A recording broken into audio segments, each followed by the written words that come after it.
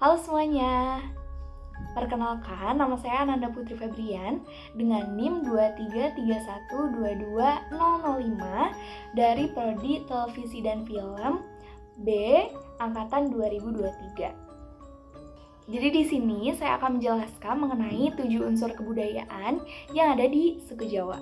Selamat menonton. Suku Jawa merupakan salah satu dari sekian banyak suku yang mendiami Pulau Jawa. Suku ini memiliki banyak keunikan di bidang budayanya, dari segi bahasa, pergaulan, serta masakan khasnya. Suku Jawa sendiri terkenal dengan sifat-sifat dan tutur kata yang halus. Masyarakat atau suku bangsa Jawa adalah suku bangsa terbesar di Indonesia dan jumlahnya mencapai sekitar 90 juta penduduk. Masyarakat Jawa berasal dari Pulau Jawa dan terutama ditemukan di Provinsi Jawa Tengah dan Jawa Timur. 7 unsur kebudayaan yang terdapat di suku Jawa yaitu sistem religi, sistem kemasyarakatan, sistem pengetahuan, bahasa, sistem mata pencaharian, kesenian, peralatan hidup, dan teknologi. Yang pertama itu ada sistem religi. Kepercayaan yang berkembang itu datang melalui karavan, penjajah, dan misionari. Sistem religi yang ada pada suku Jawa yaitu Hindu, Buddha, Islam, dan Kristen. Kepercayaan manusia terhadap adanya Sang Maha Pencipta yang muncul karena kesadaran bahwa ada makhluk yang lebih dan maha kuasa.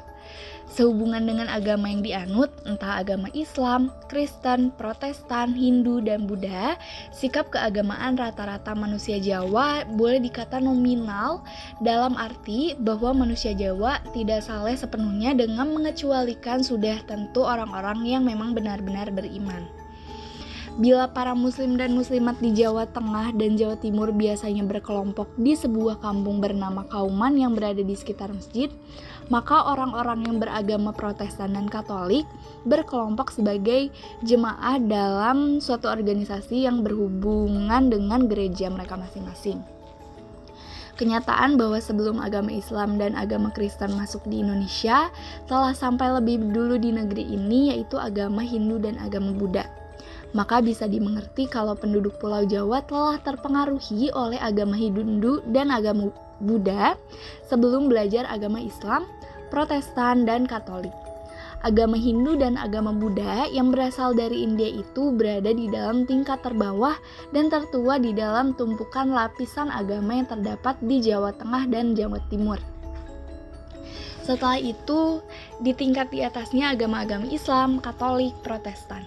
Karena datangnya lebih dulu, maka agama Buddha dan agama Hindu setidak-tidaknya berkesempatan lebih lama untuk memberi pengaruh alam pikiran dan perasaan orang-orang Jawa.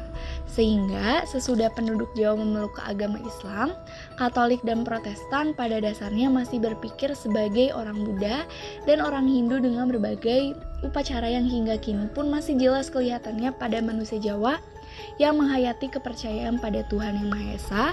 Penghayatan mereka sedikit bercampur dengan sejumlah upacara keagamaan yang lebih banyak berbau tahayul daripada tata cara yang bisa didekati secara rasional.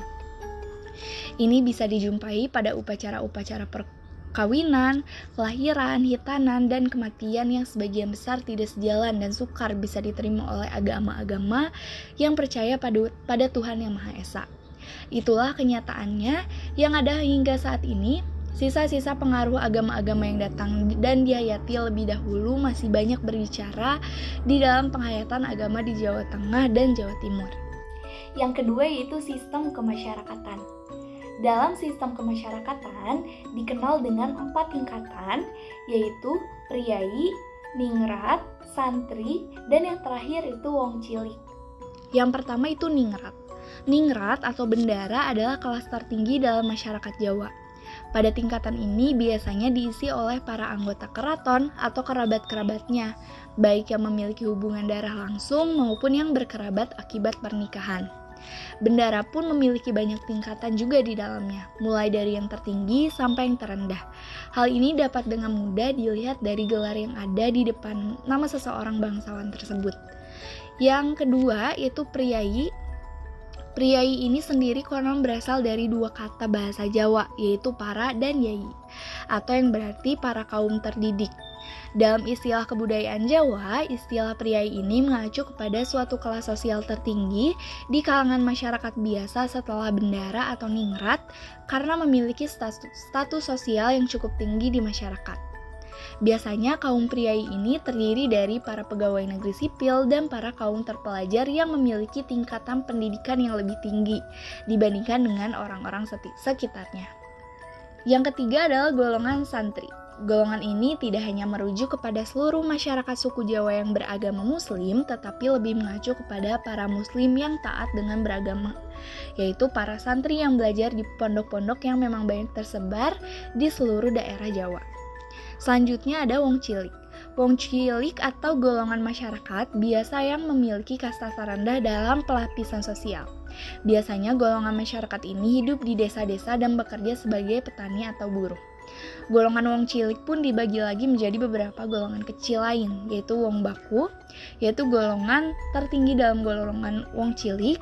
Biasanya mereka adalah orang-orang yang pertama mendiami suatu desa dan memiliki sawah, rumah, dan juga pekarangan.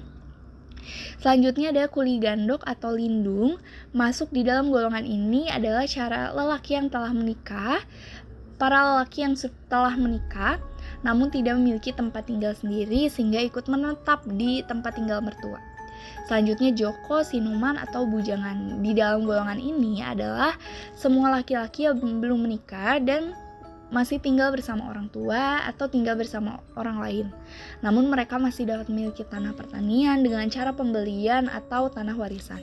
Desa-desa di Jawa umumnya dibagi-bagi menjadi bagian-bagian kecil yang disebut dengan dukuh. Dan setiap dukuh dipimpin oleh kepala dukuh. Di dalam melakukan tugasnya sehari-hari, para pemimpin desa dibantu oleh para pembantu-pembantunya yang disebut dengan nama pamong desa. Masing-masing pamong desa memiliki tugas dan peranannya masing-masing. Ada yang tugas menjaga dan memelihara keamanan dan ketertiban desa, serta dengan mengurus masalah perairan bagi lahan pertanian warga. Selanjutnya ada sistem pengetahuan. Salah satu contoh pengetahuan yang masih berkembang hingga saat ini yaitu penanggalan atau yang biasa disebut dengan kalender. Bentuk kalender Jawa menurut kelompok para ahli adalah salah satu bentuk pengetahuan yang maju dan unik yang berhasil diciptakan oleh para masyarakat Jawa kuno karena penciptaannya terpengaruh unsur budaya Islam, Hindu-Buddha, Jawa kuno, dan sedikit adanya pengaruh budaya Barat. Namun tetap dipertahankan penggunaannya hingga saat ini. Walaupun penggunaan yang cukup rumit, tetapi kalender Jawa lebih lengkap dalam menggambarkan penanggalan, karena di dalamnya berpadu dua sistem penanggalan, baik penanggalan berdasarkan sistem matahari, sonar atau syamsiah, dan juga penanggalan berdasarkan perputaran bulan, lunar atau komariah. Pada sistem kalender Jawa terdapat dua siklus hari, yaitu siklus 7 hari seperti yang kita kenal saat ini dan sistem pancawarna yang mengenal 5 hari pasaran. Sejarah penggunaan kalender Jawa baru ini dimulai pada tahun 1625 di mana pada saat itu Sultan Agung, Raja Kerajaan Mataram yang sedang berusaha menyebarkan agama Islam di Pulau Jawa, mengeluarkan dekrit agar wilayah kekuasaannya menggunakan sistem kalender Hijriyah, namun angka tahun Hijriyah tidak digunakan demi asas kesinambungan. Sehingga pada saat itu adalah tahun 1025 Hijriyah, namun tetap menggunakan tahun Saka yaitu tahun 1547.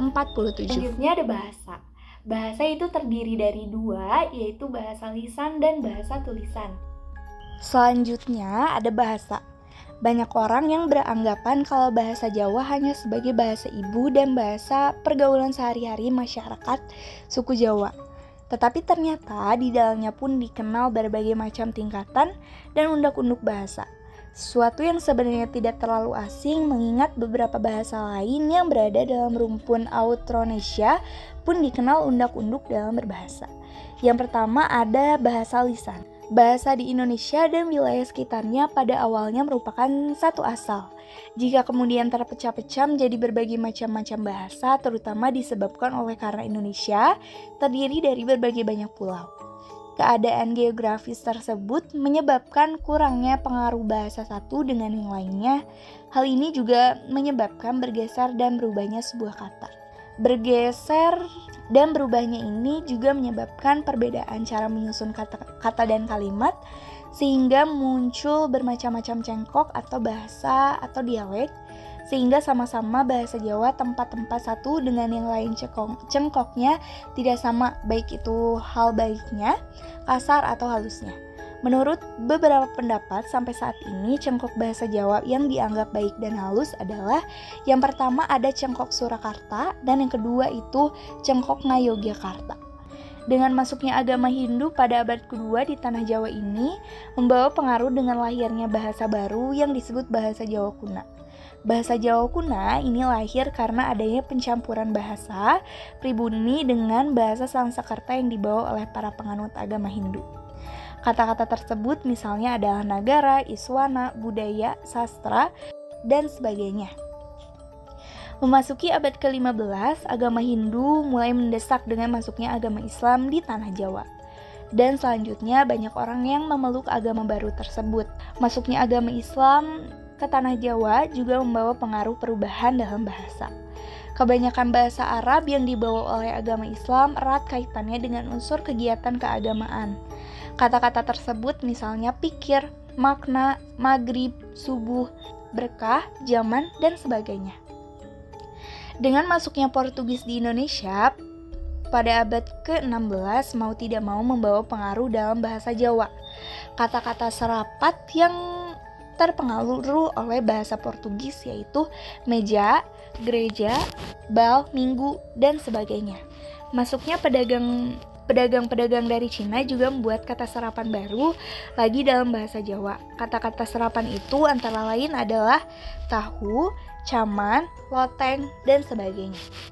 Bahasa Melayu yang terserap oleh bahasa Jawa tidak terlalu banyak, tetapi bahasa Jawa yang terserap oleh bahasa Melayu lumayan banyak. Kata-kata yang termasuk dalam bahasa Jawa adalah tempo, bung, kerja, pengaruh, gencatan, senjata, naskah, istimewa, dan sebagainya. Pada masa penjajahan Belanda dan Inggris, tentu saja banyak kata serapan yang diserap oleh bahasa Jawa, yaitu buku, bangku, lampu, dan sebagainya.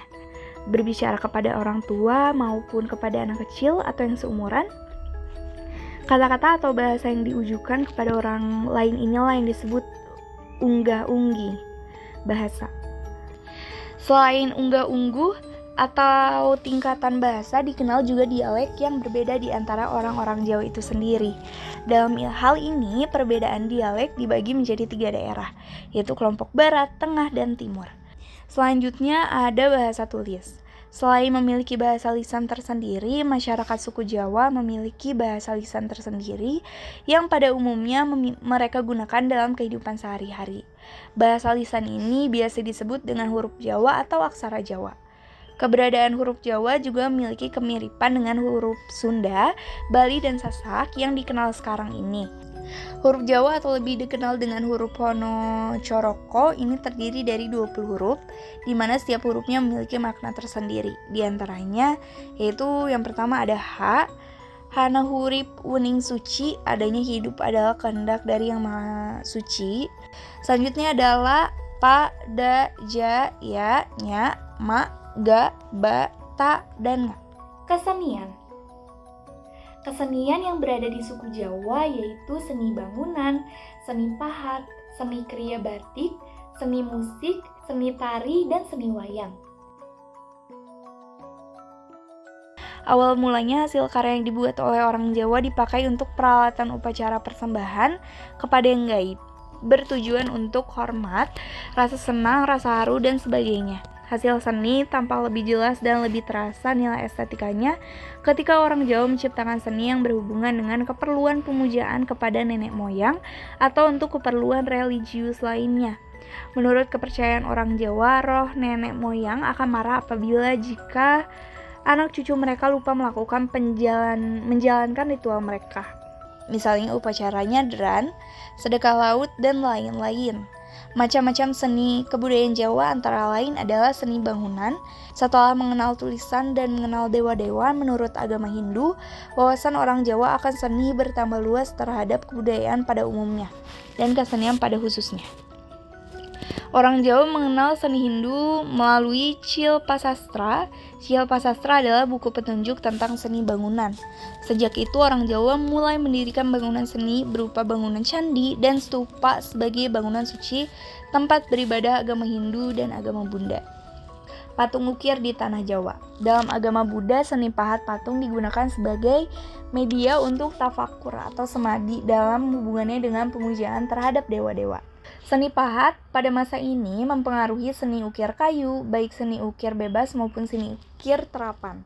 Mataram, Pajajaran, dan Majapahit merupakan pusat-pusat kerajaan yang pengembangan seni ukir. Kota Jepara dan sekitarnya merupakan pusat perkembangan seni ukir yang lestari hingga saat ini. Gaya seni ukir Jepara luas dan cantik. Seni kriya batik berbeda dengan seni ukir. Seni kriya batik ini juga pernah mengalami puncak kejayaannya pada zaman berdirinya kerajaan-kerajaan di Jawa. Tempat-tempat yang masyarakat memproduksi kain batik sandang melahirkan corak batik tersendiri seperti batik Banyumasan, batik corak Wonogiri, batik corak Mataram, batik corak Lasem, dan sebagainya. Di Jawa Timur juga muncul beberapa corak batik seperti batik corak Ponorogo, Tulung Agung, dan lain-lainnya. Selanjutnya yaitu adalah seni keris. Keris adalah senjata tikam tradisional yang berasal dari Jawa dan memiliki sejarah yang panjang sejak abad 8 Masehi. Keris merupakan hasil perkembangan dari alat-alat yang dibuat oleh orang Jawa pada zaman prasejarah seperti duri ikan pari, kapak corong, dan pisau belati. Keris tidak hanya berfungsi sebagai senjata, tetapi juga sebagai seni yang mengandung perlambang kekuatan gaib dan kehormatan. Keris memiliki nama dan sebutan yang berbeda-beda dan dibuat oleh orang-orang yang ahli yang disebut empu. Selanjutnya ada seni sastra. Perkembangan seni sastra Jawa dipengaruhi oleh kemajuan tulisan yang memungkinkan sastra lisan dan sastra tulis berkembang bersama-sama. Salah satu karya sastra Jawa yang terkenal adalah Serat Pustaka Raja Purwa yang dibuat oleh Prabu Jayabaya pada abad 9 dan berisi tentang sejarah Raja-Raja Kediri dan Serat Mahadarama. Sastra adalah bahasa yang digunakan untuk mengekspresikan diri dan masyarakat baik secara lisan maupun tulisan. Selanjutnya yaitu tarian dan musik. Tari Jawa memiliki keanekaragaman yang kaya, mulai dari tari topeng yang berasal dari kerajaan Kediri, tari persembahan yang dipengaruhi oleh agama Islam, hingga tari keraton yang mencerminkan kehalusan dan keluhuran bangsawan Jawa. Tari Jawa juga memiliki perbedaan dengan tari Bali yang lebih dinamis dan ekspresif, serta tari rakyat yang lebih bebas dan terbuka. Tari Jawa merupakan salah satu warisan seni dan budaya yang dilestarikan oleh para sultan dan sunan dari Keraton Yogyakarta dan Keraton Surakarta, yang juga menciptakan berbagai tarian keraton yang indah dan megah. Selanjutnya itu seni wayang. Wayang sudah ada sejak zaman Neolitikum dan awalnya merupakan bagian dari upacara keagamaan yang dipersembahkan kepada Hyang, yaitu roh leluhur yang dihormati oleh orang Jawa. Wayang mengalami perkembangan seiring dengan masuknya kebudayaan Hindu dan Islam ke Indonesia, dan juga dipengaruhi oleh kondisi sosial dan politik masyarakat Jawa. Wayang memiliki banyak jenis, baik yang berdasarkan bentuk, bahan, maupun cerita yang disajikan. Beberapa jenis wayang terkenal adalah wayang kulit, wayang golek, dan wayang orang. Wayang terbagi menjadi dua, ada wayang kulit dan wayang wong atau wayang orang. Wayang kulit adalah seni pertunjukan boneka yang berasal dari Jawa dan menggunakan kulit kerbau atau lembu sebagai bahan utama. Wayang kulit memiliki makna spiritual dan budaya yang tinggi dan telah diakui oleh UNESCO sebagai warisan budaya dunia. Wayang kulit dimainkan oleh seorang dalang yang mengisahkan cerita-cerita dari naskah Mahabharata, Ramayana, atau Panji dengan iringan musik gamelan dan nyanyian pesinden. Wayang kulit dipahat dengan besi baja yang berbagai bentuk dan ukuran dan disambung dengan sekrup tanduk kerbau. Wayang kulit juga dihiasi dengan prada atau kertas warna emas. Selanjutnya itu wayang wong. Wayang wong atau wayang orang adalah seni pertunjukan yang menggunakan manusia sebagai tokoh wayang yang diciptakan oleh Sultan Hamengkurat I pada tahun 1731. Wayang wong mengadaptasi cerita-cerita dari wayang kulit dan para pemainnya memakai pakaian dan make up yang menyerupai wayang kulit. Wayang wong merupakan salah satu bentuk perkembangan dan pelestarian seni wayang di Jawa. Sistem mata pencaharian. Sistem mata pencaharian di suku Jawa yaitu pertanian dan perdagangan. Dalam sistem mata pencaharian itu terbagi menjadi dua, yaitu pada masa masuknya Hindu dan Buddha dan pada masa masuknya Islam ke suku Jawa. Pada masa kerajaan Hindu dan Buddha, pada abad ke-10 muncul kota-kota pelabuhan yang menjadi pusat perdagangan dengan pedagang asing, tetapi status mereka rendah dan tidak diharapkan oleh kerajaan. Sumber pendapatan kerajaan berasal dari hasil bumi, pajak, dan retribusi. Pajak dan retribusi dikarenakan karena pegawai-pegawai kerajaan, pedagang, dan penduduk desa. Kerajaan juga membangun banyak bangunan purba kala yang menunjukkan pengaruh agama Hindu dan Buddha. Pada masa Jawa Timur, kerajaan lebih maju dan meninggalkan banyak bangunan monumental yang menunjukkan pengaruh agama. Kerajaan juga mulai berhubungan dengan pedagang asing yang berasal dari Cina dan Arab. Tetapi hubungan ini lebih terfokus pada simbol status. Pedagang asing ini tinggal di kota-kota pelabuhan seperti Tuban, Sedayu, Gresik, dan Surabaya. Kerajaan juga membuat program berbagai macam-macam pajak yang digunakan untuk memperbesar pemasukan kerajaan. Kesimpulannya, sektor ekonomi didominasi oleh wilayah pesisir yang menyokong aktivitas politik dan para petinggi kerajaan membatasi fungsinya pada aspek politik dan keagamaan.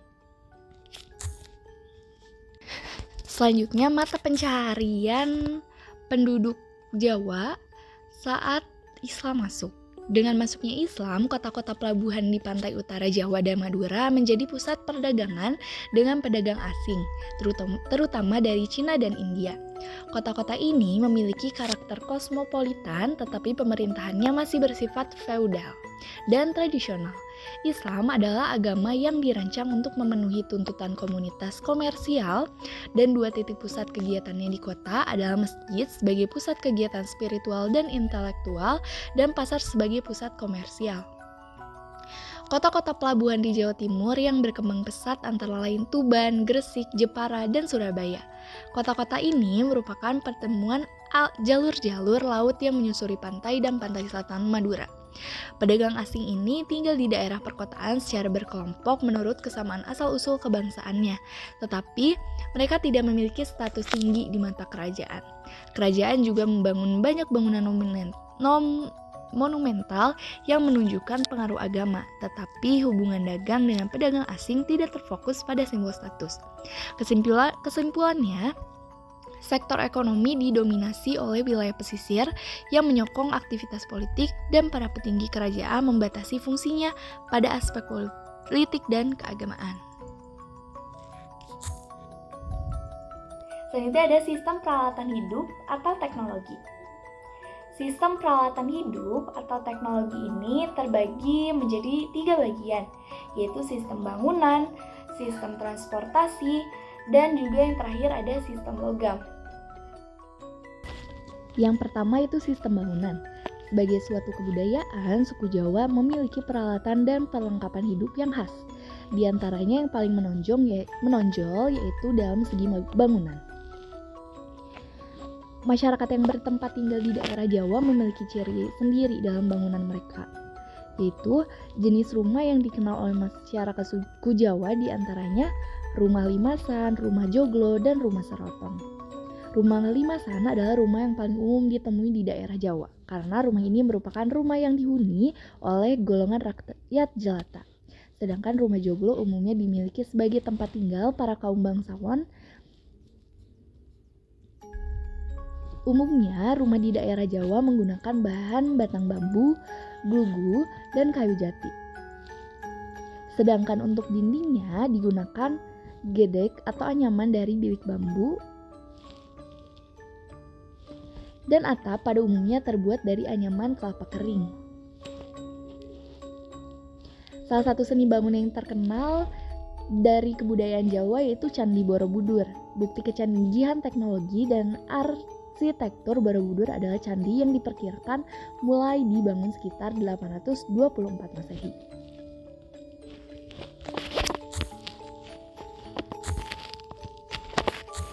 Yang kedua adalah transportasi.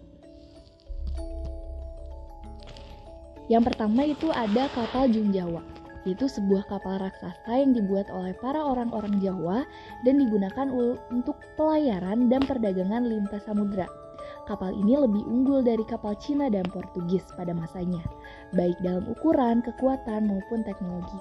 Kapal ini terbuat dari papan berlapis 4 tanpa paku, memiliki 4 tiang layar dan mampu menahan tembakan meriam. Kapal ini menjadi penguasa laut Asia Tenggara pada abad ke-14 hingga ke-16 dan menjadi bukti kemajuan peradaban Nusantara. Yang kedua ada andong, yaitu sebuah alat transportasi tradisional di Jawa yang berupa kereta kuda dengan roda 4. Andong merupakan warisan budaya Jawa yang masih dilestarikan, terutama di Solo. Andong digunakan untuk mengangkut barang dagangan dan sebagai transportasi umum. Andong berbeda dengan dokar, bendi, atau delman yang hanya memiliki 2 roda dan 1 kuda. Andong hanya ada di Solo dan Yogyakarta dan menjadi daya tarik yang unik. Sekian video yang dapat saya sampaikan, semoga bermanfaat. Terima kasih. Wassalamualaikum warahmatullahi wabarakatuh.